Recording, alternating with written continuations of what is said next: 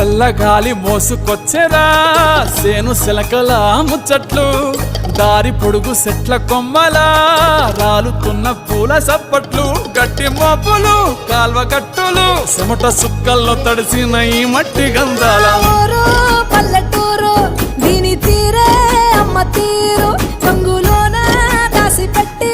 కొడుకుకిచ్చే ప్రేమ వేరు ఊరు పల్లెటూరు దీని తీరే కన్న కూతురు కళ్ళ ముందే ఎదుగుతున్న